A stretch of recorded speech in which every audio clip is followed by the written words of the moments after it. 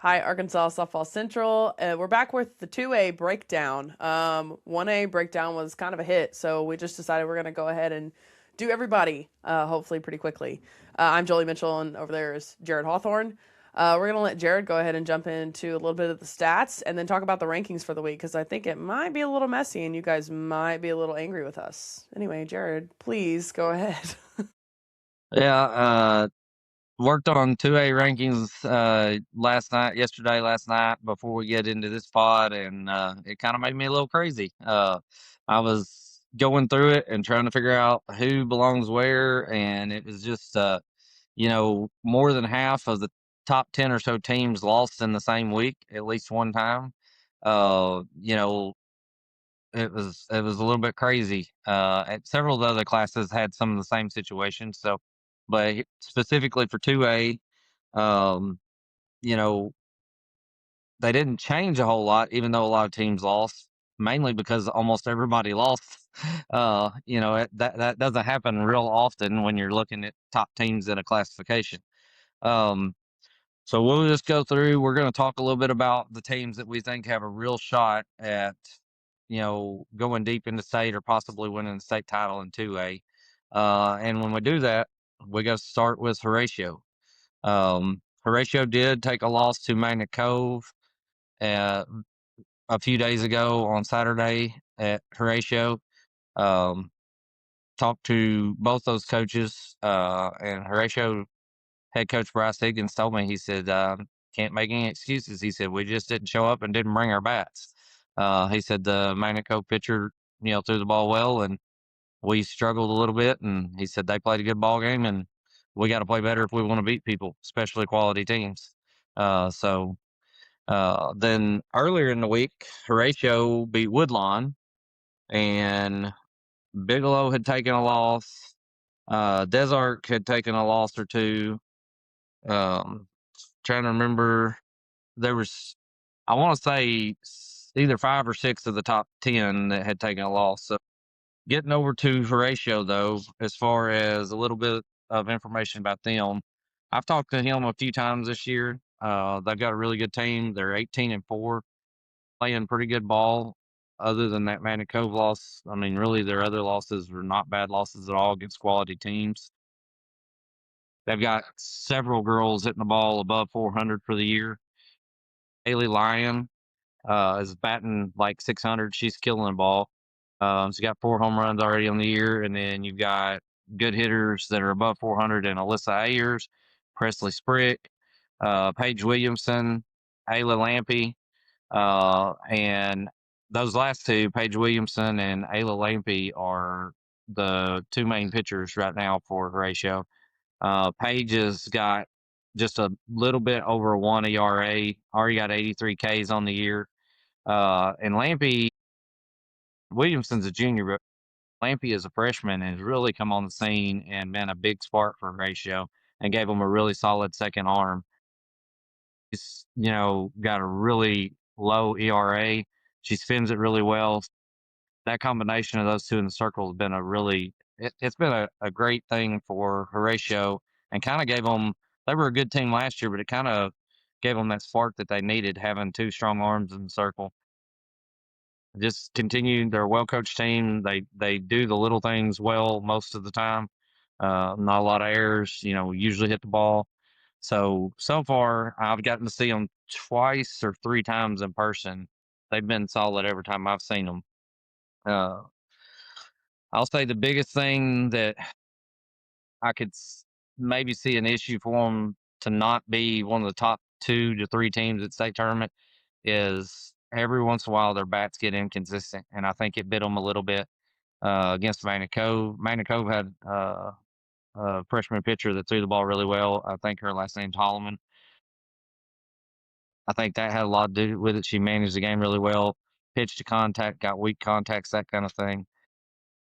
But Horatio, that's kind of the one thing that I'll say, as well as they do on everything, and they usually hit the ball well. Every once in a while, they just don't bring the bat. So that could be their one weakness.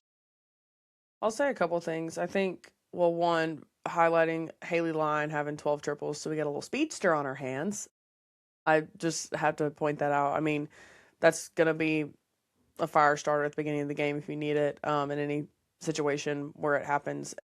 But especially looking at all their stats, just like way over 400, and of course Haley up at 600. I mean, this team has potential, but like you said, if sometimes they get into a slump, like how do they manage that? Why are we getting in a slump all at the same time? Which kind of proves the point of if one person does it, then everybody can do it. And then of course with Williamson and Lampy, now having that junior freshman combo, they have another summer, another fall, another spring to work together. So I would expect Horatio to be a powerhouse going into next year, maybe even better than they are now.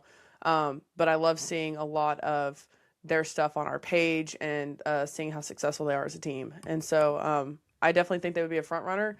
But we can't not bring up everybody else. And I think the next thing we should talk about is Kaylee McDonald. I mean, Desark. Well, yeah, I'll say this: Kaylee McDonald is, in my opinion, a top 5 pitcher in the state of Arkansas, maybe even a top 2 pitcher in the state of Arkansas, and that's saying a lot because there's some really good pitchers in the state. But there's no doubt she is just really strong. I've been a big Kaylee McDonald fan for a long time now. Uh, every time that I see anything out of her, she's just a great character kid. She's a hard worker. She's battled some health issues and some different things to just continue to get through, some personal stuff. And I, I'm a big fan. Like it's hard not to be. If you spend any time around her, talk to her any at all, and I have talked to her in person several times before. Uh, she's a really good kid. I mean, despite her dad, I like to give him a hard time. But she's a really good kid. Um, and she's she is a great teammate.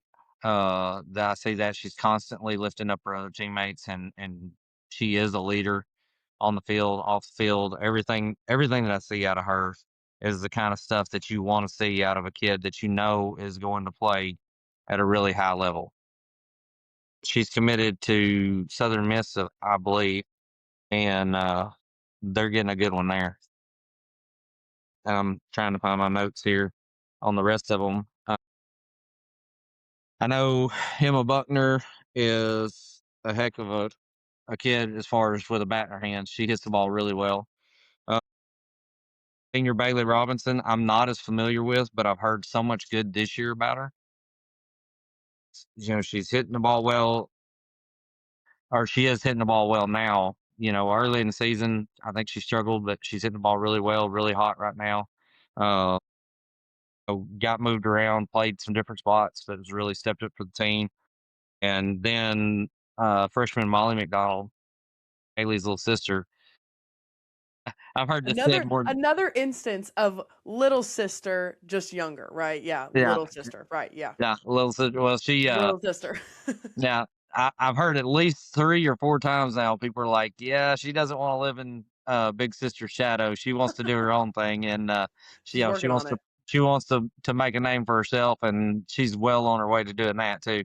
They're both really good ball players. They've been in the travel ball world and in the system, and Dad's coached in the travel ball world for a long time. Way back it was all SWAT stuff, and so they're just the McDonald's are good people that work hard. Those girls work really hard, and they deserve all the recognition that they get. Desark has struggled a little bit. When we start talking about the team, they've been up and got a couple good quality wins, and then they've lost a couple games they probably shouldn't have. Kind of been a little bit all over the place as far as that. I think part of that's they still trying to figure out where they need to have everybody and try to make the puzzle pieces fit to where they're the best. And some injuries and a couple of times, like I know the other day they were without players like for prom and something else. And I don't remember what all, like 1 or 2 injured and 2 or 3 gone to prom, and they then having to play a softball game. So it's the that's one of those things this time of year you see that over and over and over, that all the stuff that goes on with, you know, kids' high Life. school lives. kind of fall in the middle of softball season, it seems like. Um, but Desark, I don't want to count them out. I don't know that they're right now. To me, they're not a top 3 or 4 team. They're more like a top 6 or 7 or 8 team right now. But they have more than enough firepower. They've proven that they can beat good teams, and when Kaylee's throwing the ball well, like there's no doubt, they have the capability to beat anybody on any given day. So, I mean, it's a good it's a good squad. Maybe not quite what they thought they were or where they wanted to be yet, but they may very well find a hot streak going towards the finish line. That's what I was gonna say. I mean, obviously they're in the conversation, so there's a hot streak here and there. So are they gonna find it in the next couple of weeks and continue that for the 4 weeks following that? I don't know. What I can say is that Kaylee's given them a fighting chance. It's a matter of is the team backing her up on the offense. Just from what I've seen, a couple of people talking to me and showing me things that their offense does struggle a little bit comparatively to their pitching. However, I mean, like you said, if they get in a hot streak, you can't really shut them down. They have players that can hit the ball. So it's just a matter of if one person does it, am I going to follow in those footsteps? Another thing that stuck out, well, two things actually. The first thing was I might get somebody really mad about this. I understand that we're in high school and we get to go to prom. I get it, but you made a commitment to a team. And honestly, your coach is probably not that cool for scheduling a game on prom, but that's my opinion. I'm just saying, if you're part of a team and you're a team leader, you should be with your team. Please, people, just don't yell at me. I'm sorry. I just had to say it. When you said that, it just rubbed me the wrong way. But I don't, that's and neither here nor there. Okay. listen. I'm a ball coach, so like I see it that way, and I try to see it the other way. But I will say this: on the coaching side, a lot of times the games are scheduled a long time before prom is scheduled. That's true. And it's really hard to move games and make changes and stuff when you only have a few open dates and that kind of thing. Uh, yeah, it's man, I don't know what's right, what's wrong. I'll Yeah. stay out of the politics of that one, but Yeah. the ball coach in me is like, oh, that's tough. But The ball player in me is, that happens I with really want to be my every softball game. team.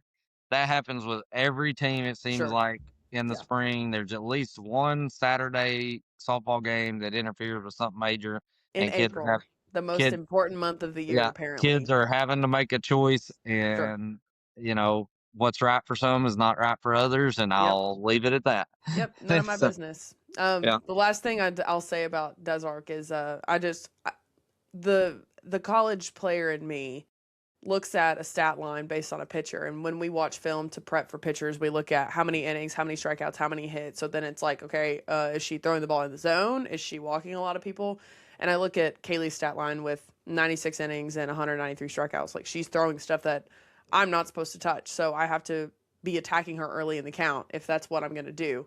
And then giving up only 21 walks. She's throwing the ball in the zone, 52 hits, one hit every 2 innings. I mean, so she's tough, but what is that plan going to look like if I'm going to be playing against them and she's going to be the pitcher?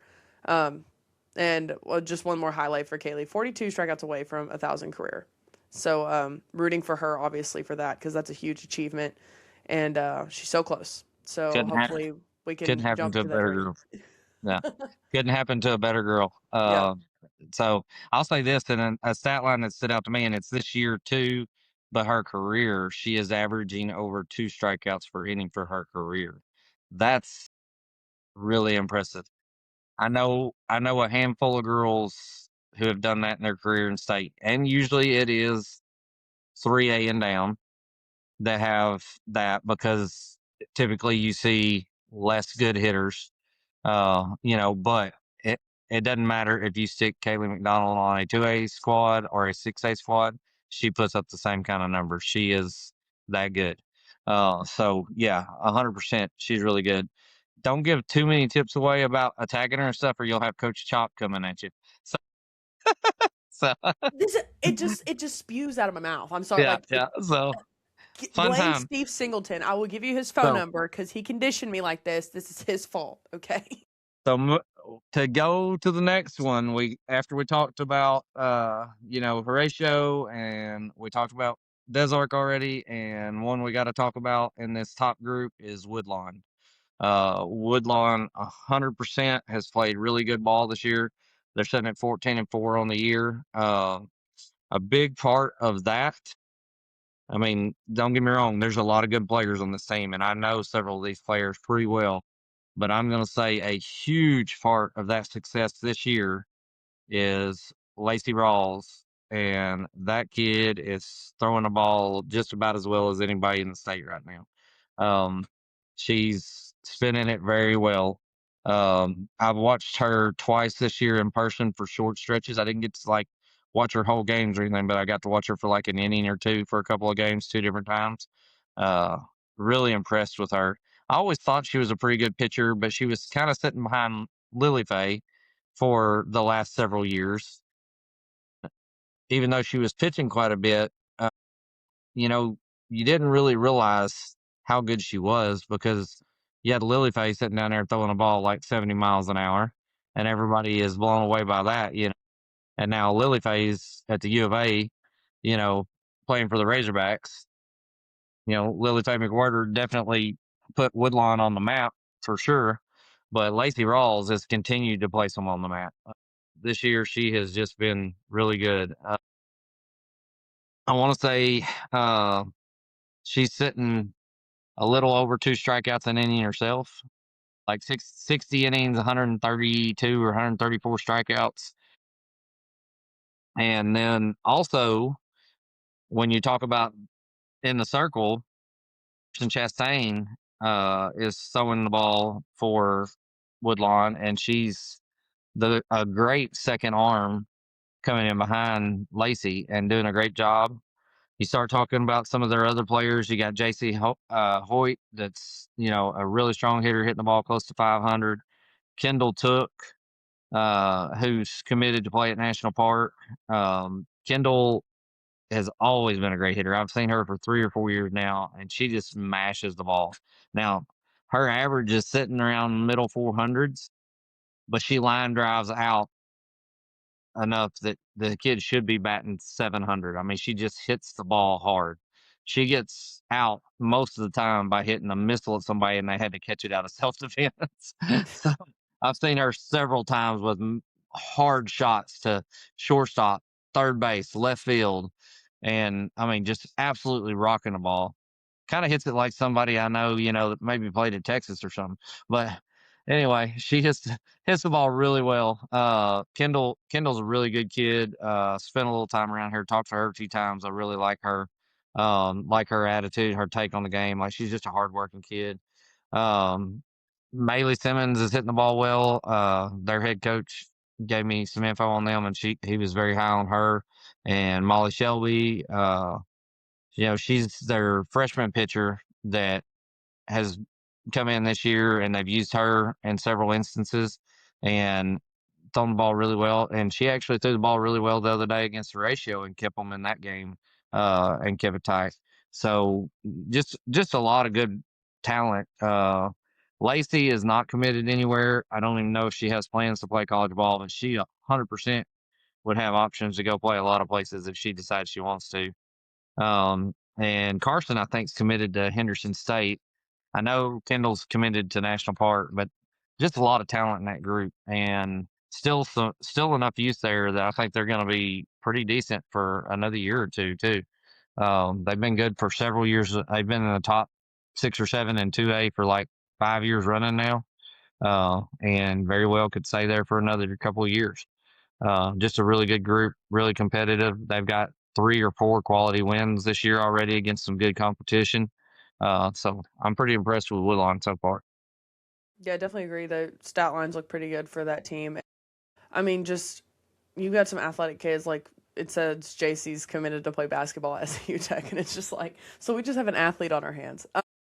Yeah, I mean, looking at Lacey's stats, just all around great ball player, and I think, yeah, you can have that player, and I would actually be really curious to know if she just isn't wanting to play in college. That's actually, I mean, I've never had that perspective at somebody that's clearly extremely talented. So, give her kudos to that, no matter what she wants to do. But commend her definitely for her stats. And just the rest of the team, they all look pretty solid. So, I mean, obviously you have to give Woodlawn a chance, and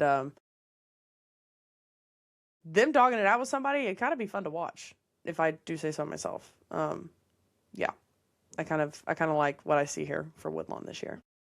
It would not surprise me a bit for it to be, unless they end up on the same side of the bracket, it would not surprise me for it to be Woodlon and Horatio, at least in the final four, if not the championship game. Well, we've talked about Horatio and Woodlawn and Desark, and right now, looking at the rankings, we got to talk about Bigalow. Bigalow has kind of been right there, just right off of where Woodlawn and Horatio's been all year. They're playing really good ball. I'm fairly familiar with 3 or 4 of their players because they were in the same conference with us back when Joley was playing, and some of those same girls are seniors there now. So I know some of those girls, and they have always been a very gritty team. Maybe didn't just blow you away with having, talent from 1 through 9, but none of them were bad, and they were always, like, scrappy. Like, they're just that team that doesn't go away. Like, you score 4 or 5 runs on them, or at least talking in the past, you would score 4 or 5 runs on them and think you would be starting to pull away, and you'd blink, and they'd find a way to scratch back for 2 or 3. And then you'd score a run or 2, and they'd scratch back for 2 or 3, and it seemed like it was always a tight ball game, very competitive, and they just like scratched and clawed and fought. And I kind of feel like they've done that again this year. That they've got some good talent and some really good ball players there, but they're just scrappy again. They're just fighting for everything, and they've beat a couple of really good teams, and they've lost close games to a couple of really good teams. Um, I know we have to talk about with Bigalow. You got to talk about the Jordan sisters. Uh, you know, those two have been there. I think they've been there the last 2 years, maybe 3. Um, and they're just, Addie Jordan plays third base. Um, Ashlyn is all over the place. I mean, I've seen her play 3 or 4 different places. I guess she's a true utility. They kind of move her all over. They're both really good ball players. They hit the ball well. They're fundamentally sound. Hannah Staples, she's playing center field this year, but I've seen her at a couple different places, and I know I've seen her at third base back when we played them and in the same conference with them. And it seems like every single time that I watch anything to do with Bigalow, Hannah Staples hits a home run. Like, if I watch a game, she hits a home run. If we play against them, she hits a home run. Like, it's like, where does this kid come from? She always seems to find one. She'll end up with, seems like, maybe 6 or 8 a year, but every time I pay attention to Bigelow, she hits a home run. So I guess if I pay attention, she'll hit I a, was gonna hit say a whole she's bunch of wanting you home to runs. watch now, Yeah, apparently. maybe she wants me to watch more games. I don't know, but and then a, a couple that I don't know as well, but from talking to their coach, are standouts this year for them. Carly is one, and Maddie Langston. They're just, seems like they're performing really well for Bigelow this year. And I'll say this, and one that I do know a little bit about. And she's been there, most of the time that I've known anything about Bigelow. She's a senior this year, I believe. I think it's Julia Bourne. I just always called her Bourne. Anyway, um, she's a little lefty pitcher that she's not going to blow you away with speed. She's not going to strike out every kid she faces, but she pitches to contact and manages games like you would not believe. Like, she is that kid that just gets outs. She finds a way. Like, she'll get you in a pop up. She'll get you something in on your hands. She'll get you away and make you chase and hit a dribbler to the right side if you're a righty. Like, she just finds a way to get people out and seems to be really successful and has always been really successful. And the entire time I've seen her, from, back when we were playing in that conference a few years back, she's just a great game manager. Like, she knows how to get out. She puts her team in a position to win. with continually getting weak contacts and allowing her defense to work behind her. I've been really impressed, and I've actually seen her live in person I think three times this year. Uh, and every time I see them play, I'm like, how does she always get people to hit the ball like that? It always seems like the So batter is bad. off. Yeah, the batter. It seems like the batter is always off balance when she's pitching. Like, it looks like it's going one place and it ends up another kinda. And it's not like, you walk up and there's somebody pitching on the field and they're throwing 65, you're like, "Ooh, that one's got some zip." Or, you stand behind home plate and the ball's moving a lot. She's, like, sneaky with it, you know? She's that kid that's, like, sneaky with it. She's, like, got really good spin, and it's like sneaky spin. And so, and it's hard to describe that if you don't see it, but I've always been really impressed with her ability to manage games and get outs. Uh, she just does a good job for them and puts them in position to have a chance to win almost every game. It almost becomes really annoying as a hitter when it's like we're hitting the ball. Like, it's different if you're up against a pitcher and everybody's just striking out, but if you're actually making contact and it's like, oh, I just missed it. No, she's actually keeping you off balance on purpose, intentionally, the whole game. So, big thing for Bigalow is going to be, is defense going to be solid and are we going to hit the ball? Because, you know, like if you have a Kaylee McDonald and they're striking everybody out, it's like, okay, when they hit the ball, the defense can make a play because they never really have to. But this defense is probably a little bit stronger because they're getting balls in play a lot. So that carries over to their strength here is going to be pitchers getting the ball to contact and us making a play. And then obviously leading back into everything. And Hannah Staples, if you're hearing this, then you need to get Jared all your games. But is the offense going to pick up the slack? If there are errors on defense, if there are little squibblers that get into the outfield, like those little bloopers where it's like I did my job as a pitcher and there's nothing else I could have done. It just happened to drop between shortstop and left field, and it's really annoying. Yeah, probably. But I think Bigelow is going to be very interesting to see, especially coming in late in the season. Well, after Bigelow, I think we got to talk about Magnet Cove, especially after they just got an upset of Horatio at Horatio. Man, and I know quite a few of these kids. And like I said, I told you once before, 2A is kind of my jam because I lived in that world for about 4 or 5 years here with Jaylee. But I also, Magnet Cove's like 15 minutes down the road from us. And so I've seen a lot of these kids in travel ball. I've known them for years, and I know probably less of the ones that are there right now super well because, they're a year or two younger than the group that I really knew well. But I'll tell you the thing that I'll say about Magna Cove is it seems like they're always super competitive. They always seem to be able to be in that top 6 or 8 in the state conversation, but it's because they are fundamentals, fundamentals, fundamentals. And I know one of the guys that helps with them really well. Of course, I've known some of their coaches on and off, depending on coaches have changed 2 or 3 times, the head coaches, but I've known several of the others, but I know one of their volunteer assistant coaches, and his girls have played, 2 or 3 of them have played through, and he's helped throughout. But I'll tell you, that's one thing that no matter who the head coach has been or who else has been, they've always seemed like they have hammered, hammered, hammered fundamentals at Magnet Cove. And it's like they're always pretty strong on defense. They always hit pretty well. And if they happen to have a really strong pitcher for a year or two, then they're really dominant. And if they've got an average pitcher, then they're still right in the conversation because they're so solid on defense and they're solid hitting the ball. And so there's some good kids that have come through that program in the last couple of years. Bella Harville and Maddie Fulmer, and several you know ones that have just been really strong. Hadley Harrington. It seems like, and I know there's several more that I should be talking about that have come through in the past. But talking about current players, you have another Harrington. You have Ava Harrington. She's a junior. And hits the ball well. I'll tell you one that I've been impressed with lately at Magnet Cove as far as their hitting, and that's and I'll probably butcher this name, Schlosser. She'll kill me. She's like, "Don't you know how to say my name, Jared?" I don't. Schlosser. I don't know. Who knows? Anyway, Madison's really good. We'll put it that way. She hits the ball really well. She's got a strong arm.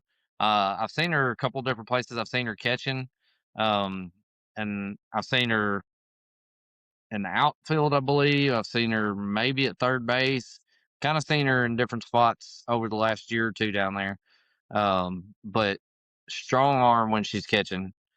Really good skills as a catcher. I want to say that she's probably playing more uh, other places this year. I'm not sure, but I've only seen them in person once, I believe. But Madison's hitting the ball well. I know. Um, Aubrey Holloman, I think, is a freshman for them. I don't know a lot about her, but I've heard quite a bit of good about her from the coaches. They are really big on her. She hits the ball well. She's a good little pitcher that's come in as a freshman to help the other pitcher, Emma Sexton, which is a sophomore. Emma's a strong little pitcher. I've known her for quite a while. Emma is doing a good job uh, throwing the ball, and Aubrey's come in and they've got a good 1-2 punch in the circle, doing a good job complimenting each other. Like I said, the defense is usually really strong. Jordan Amerson is a good hitter at Magna Cove. I've seen her play catcher. I feel like I've seen her play a little third base, so it may be a little bit of flipping back and forth with them, like third base catcher with her and Madison. Jordan's always been a strong hitter and a good catcher. I've seen her 2 or 3 times back when we played them multiple years. Seems like we played them almost every year. Um, and uh, Malin Tanaka is another strong little hitter, and I think she's a utility. I think she moves around too. They do a lot of moving around. Every time it seems like every time I see them, they got kids in different spots. They it seems like they're always trying to kind of find what the perfect blend of who plays where kind of thing is. And of course, in 2A, you're always overcoming injuries or something, and you got to move somebody. So you need like 6 utilities. Yeah, but but uh, the Tanaka girls, I've seen them play, or for sure, Malin is hitting the ball well and doing a good job. It's just like I said with Magnet, I am constantly looking at them going, man, they're just solid. Like they don't make a ton of mistakes. They usually don't, you just don't see them giving games away, or at least that's not historically been Manny Cope. You see some of these other teams and they're really, really good one game and then they make like 5 or 6 errors the next game and you just never know where they're going to be. It seems like Manny Cove is always in games and they're never making. I'm not saying they don't make errors, but you don't see them making like tons of errors. You don't see them stacking errors in games. It's just they're just fundamentally sound. This year specifically, they're 11-3. They've already got 2 or 3 quality wins. I mean, you start looking at who they've matched up with. Definitely got a great quality win beating Horatio at Horatio. Just went down there and Aubrey Holloman threw the ball well and kept Horatio off balance at the plate, and they made plays, and they hit the ball well. Horatio's pitchers have been pretty tough to hit this year, and Magnet Cove put a bat on the ball. They had, I want to say it was like 10 hits, if I remember right, looking at the box score. They just put the bat on the ball, and they competed and came out with a win. I mean, you can't argue either with just good old fashioned, just beating somebody down, arguably the best team in the classification. So, I mean, granted, they could have had a bad game, but Magnet Cove obviously has the potential to, at least ride this thing all the way out if they wanted to. So really neat to see them here getting deep into the season, coming out on top against, like I said, probably the best team in the classification at the moment. So just really curious to see if they hold it together for the next month or so. I would love for them to do so because, I mean, it's kind of like you kind of go through the first half of the season and you're just trying to figure it out and you're just good enough to be mentioned and now you're in the conversation. So rooting for Magnet Cove, obviously. And yeah, especially their freshman pitcher, Aubrey Holloman, doing a really good job and just doing well on both sides of the ball and just helping her team do the same. Yeah, I think Man and Cove has a chance to be right there in the mix in the top four, you know, at the end. So we'll see where they go with it. And I'll tell you a team that I wasn't maybe real high on early. Um, and I'm becoming a little more of a believer, and that's Tuckerman. Tuckerman early, of course, they played some good teams, but they were like either 500 or below 500 for a short stretch there. A couple of people told me, "Oh, Tuckerman's pretty good," and I'm like, "Are they?" So, because I look at records. You naturally look at records first, and obviously we look a little deeper than that. We look at who they played. Especially if it's a small school playing more big schools and that kind of thing early in non-conference.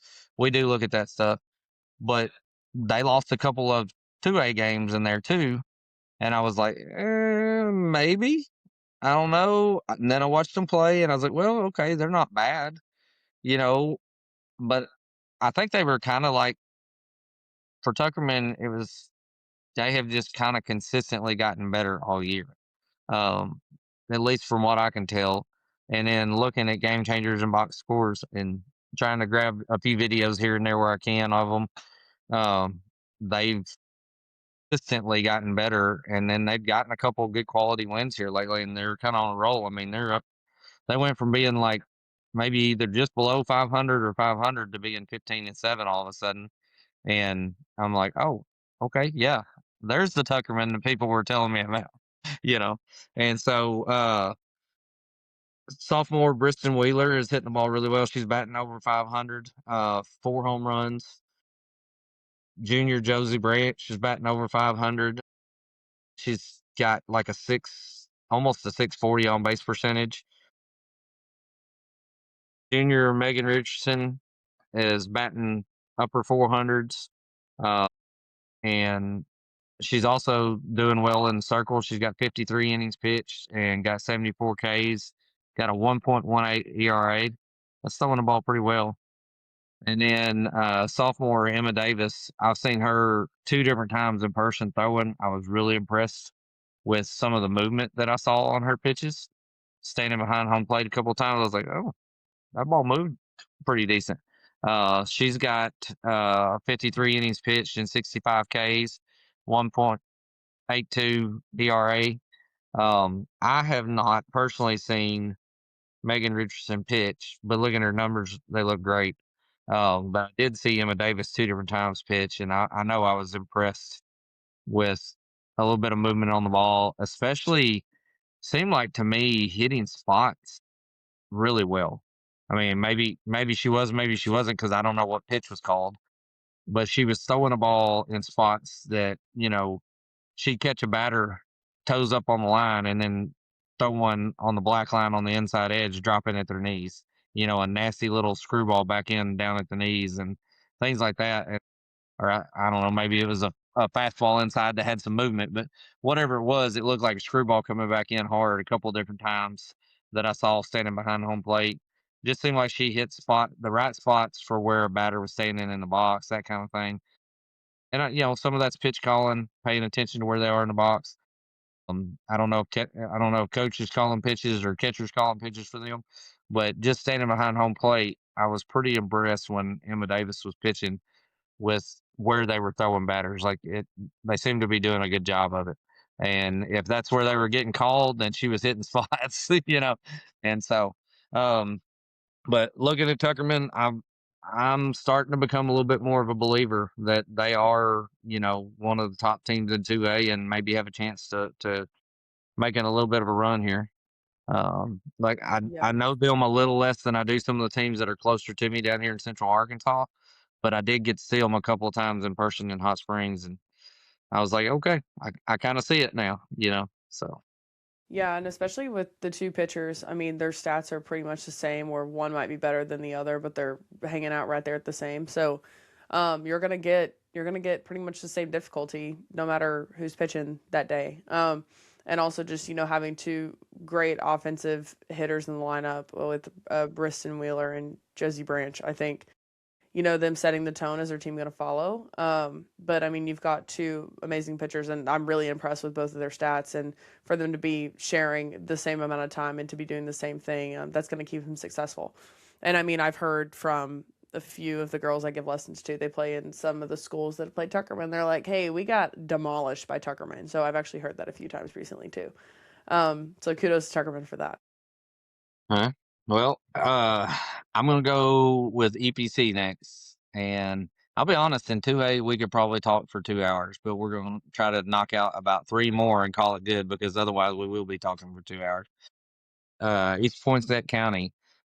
I'm gonna tell you, the first 2 or 3 games of the year, I was like, they've been good historically, been good for a while. They've had some really good years. I want to say they played for maybe a state championship just maybe 4 or 5 years ago, or at least got to the semifinals, because I remember watching them play. That I went to watch them play, so they were either semifinals or state championship. And they historically been a very solid program. Had some really good players come through.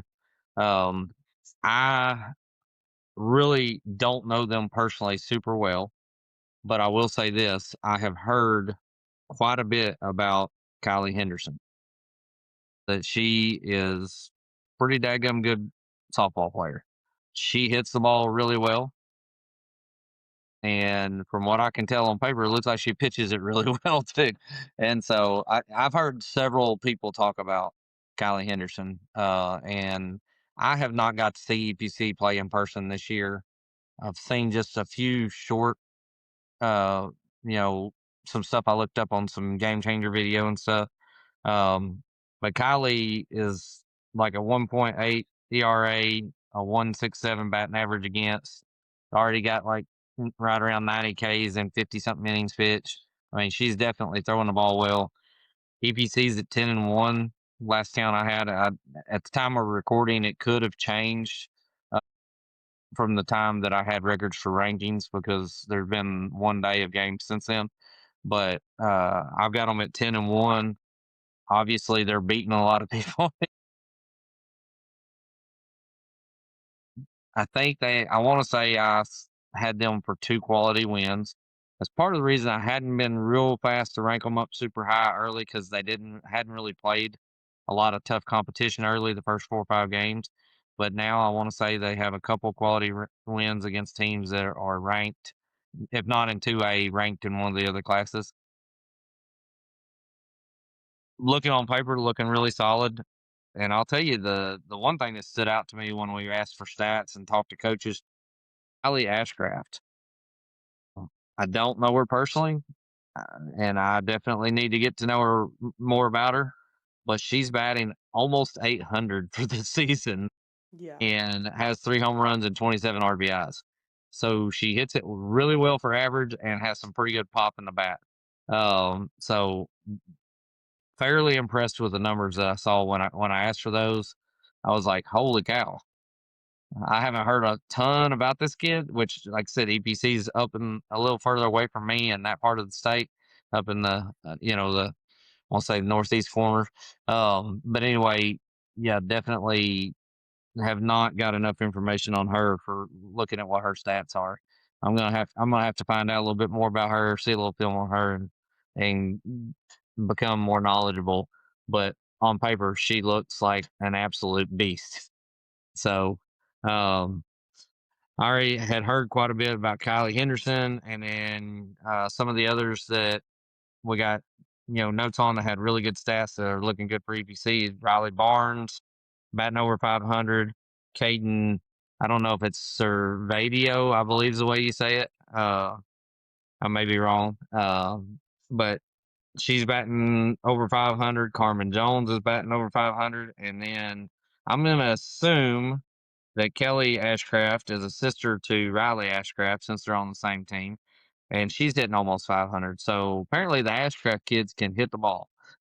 So I've got to do a little bit more research on them, but heard a lot of good things about them as a team from other coaches, that they're just solid. They hit the ball well, and Kylie's obviously pitching the ball well. So 10-1, I don't think is an accident. I think they're just a really good softball team. Yeah, EPC was actually pretty good back in my time too, and I just feel like they've always been a powerhouse. Fun fact: I remember playing EPC on our senior night, and I actually struck out that game, and it was my first strikeout of the year, and everybody in the stands was like, "Oh." But I don't remember who was pitching, but she was good. But their whole team, especially like just their presence, was very memorable, and so I'm sure they still carry that on today. Yeah, lots of good stats coming from a heavily talented offense. So really curious to see how they fare, especially like you were talking about this corner of the state where I love hearing about Tuckerman and especially EPC. I mean, I don't live all the way up there, but a little more yonder this way than your way for sure. I don't. She would. I'm pretty sure she would have been a little younger than you, because you're the meemaw of college softball. I'm just kidding. Uh, but I think it was Megan McCorkle was a really good pitcher my first year of covering high school softball.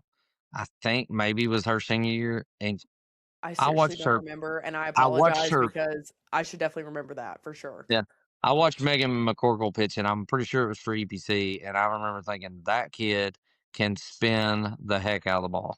And I want to say that she put up like 300 Ks on the year or something. It was insane. So anyway, little throwback. One. Yeah. So anyway, now Megan may have been a couple of years younger, not played against you. I'm not sure, but anyway, that she was very impressive though. If it was not for EPC, that she was really impressive. I remember her. So I think it was for We don't EPC. know. We apologize. We just remember somebody was good. Yeah. Well, I remember Megan McCorkle was really good, whoever she played for, and I think it was EPC. I'm getting old. It's hard to remember stuff. I So don't even remember. And I mean, I was there. So, you know, whatever. It doesn't matter. I definitely think EBC's a good team that's going to have a chance to be in the mix and have be a part of that conversation. We got a couple others we got to at least mention, and Hector is one of those. Hector, and I do know one of these kids really, really well. And if you mention Hector, you cannot mention Hector without mention. I call her. She's the Energizer Bunny. She's a motor with legs. I don't know. There's a million ways I've heard her described. She is just a bundle of energy, but that is Serena Myers. The kid is a freak. She is not real big.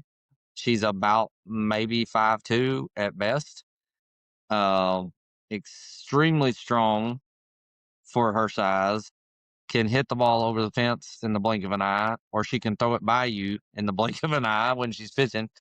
She's just, I'm telling you, you don't know many kids with a motor like this kid has. She is very impressive. She just goes 900 miles an hour every second of every day, I guess, until she just passes out of sleep and then starts again the next day.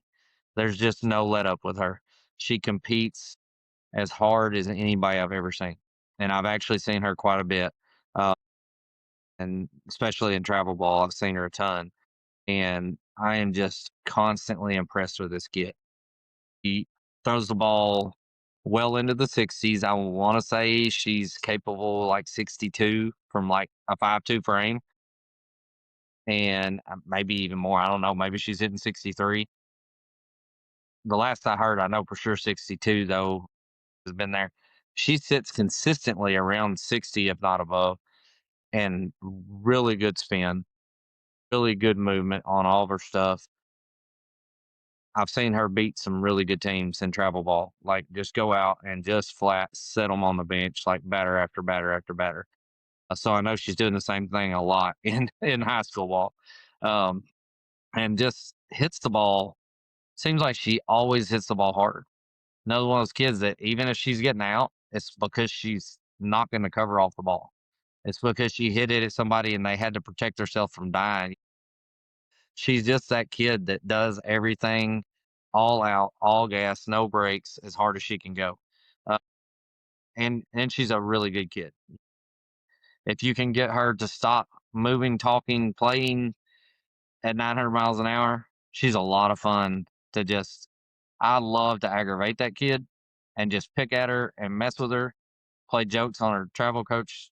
We played a prank, told him that she was coming to my team, that she was leaving his team to come to my team, had him about to cry. I mean, like, we had a really good one going on him. Uh, he he was fixing to like come down and have a fist fight with me, I think, Sure. because I was Yeah. taking his kid. Anyway, um, fantastic kid. Can't say enough about her. Hector is doing really well this year. Got to have a brief conversation. Well, actually, mostly a text message conversation back and forth, but a brief conversation with their coach. And I didn't know a whole lot about what else Hector had. But then looking at some of the stats that I got sent, junior Addie Campbell is playing first base and she's batting well into the middle 500s. Got 2 home runs and like 20 something RBIs already, doing a really good job for them. And Eliza Keeling is batting upper 500s, playing third base, doing a really good job at third base for them. And then junior Abigail Dotson, uh, she's center fielder, leadoff batter. She's batting middle 500. So you got 3 or 4 other kids that are really good ball players and hitting the ball well. And then you add that to Serena Myers, that's just a bundle of, I mean, she's a stick of dynamite. It's crazy. I mean, I cannot accurately describe the motor that this kid has. I mean, it's mind blowing sometimes. And so Hector's doing well. They got a good little group put together there, and so none of these players are senior either. So you're probably going to see and hear from Hector for another year or two, at Sure. least. Serena's just a sophomore. You know, you got a freshman in the mix, a couple juniors. Who knows what else is coming behind them? We may be talking about Hector for 2 or 3 more years after this. Yeah, I definitely Um, agree. Especially with half the lineup batting over 500. But, yeah. And Hector's sitting at 12-2 and have already played 2 or 3 pretty good teams. I know at least one of those losses was to a good McGee team that we had just put in the just out this week. So they're competing. Then we got to talk a little bit about Powen after Hector. And I know a few of those kids from Powen. I can tell you right off the bat, one of the ones that comes to mind for me for Powen is Avery Oden. Right off the bat, I'm definitely I got to mention Avery because it seems like every time I turn around, Avery is going 2 for 3, 3 for 4. She's just hitting the ball well. She's solid defensively. She's a good catcher. She's a good shortstop. She's a good outfielder. You stick that kid anywhere, she's going to perform. Well, maybe not a pitcher. I've never tried her at pitcher or seen her at pitcher, but that might be ugly. But one of her real good friends is their pitcher. So maybe they're they set balance on each that. other out. Yeah, they help each other out. But Avery does a really good job of hitting the ball, hitting with power. She's not a real big girl. She's very thin framed, but it's got to be all muscle because she can absolutely hit a ball 30, 40 feet over the fence without even thinking about it. She's got one of those like just really quick to the ball swings, and it just goes. Very, very impressed with Avery Oden. Have been for a while now. Uh, she's batting right at 600. I think she's got 2 or 3 home runs already this year. Seems like she always hits somewhere between like 3 and 8 home runs a year. So she's a junior, doing a good job. Uh, Another junior, and I would say they're number one in the circle, or has been their number one, and I think they've got another quality little pitcher this year. But they're number one in the circle, Jaden Warwick. She does a really good job. I think she already has like 75 Ks on the year. Um, she's a good hitter too. I want to say she's batting up around 500, between 450 500. I didn't have their stats in front of me.